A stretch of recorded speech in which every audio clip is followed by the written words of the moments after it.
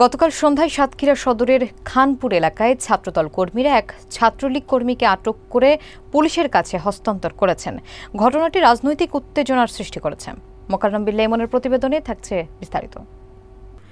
সাতক্ষীরা এক ব্যতিক্রমী রাজনৈতিক ঘটনা ঘটেছে। স্থানীয় ছাত্রদল কর্মীরা রাসেল নামের এক ছাত্রলীগ কর্মীকে আটক করেন। তার বিরুদ্ধে অভিযোগ ছিল তিনি বিএনপি চেয়ারপারসন খালেদা জিয়া এবং ভারপ্রাপ্ত চেয়ারম্যান তারেক রহমানকে নিয়ে আপত্তিকর মন্তব্য করেছেন। আটককৃত রাসেল শিবপুর ইউনিয়ন আওয়ামী লীগের সহসভাপতি আক্তারুজ্জামানের ছেলে। ছাত্রদল কর্মীরা ঘটনার সত্যতা নিশ্চিত করার পর তাকে সাতক্ষীরা সদর থানায় পুলিশের কাছে হস্তান্তর করেন।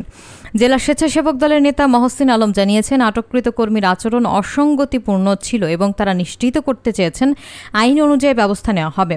তিনি বলেন, সুষ্ঠু তদন্তের মাধ্যমে দোষীদের বিরুদ্ধে যথাযথ পদক্ষেপ নেওয়া হবে।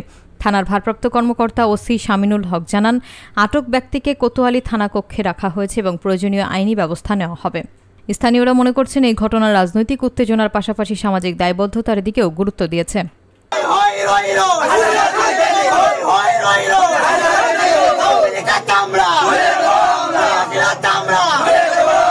আমার ছাত্রদলের ছেলে সহ আগামীর প্রধানমন্ত্রী দেশ নায়ক জনাব তারেক রহমানকে নিয়ে গালিগালাজ করছে, ম্যাডামকে নিয়ে অকথ্য ভাষায় গালিগালাজ করছে।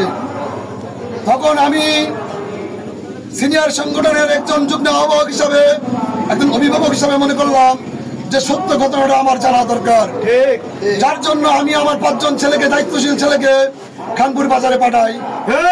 যাওয়ার পরে এই ছেলেকে যখন প্রশ্ন করা হয়, এই ছেলে বিএনপিকে নাম নিয়ে আমি বলতে পারবো না মিডিয়ার সামনে, অথবা বিয়াদব নই, একত্র ভাষায় গালিগালাজ করলো।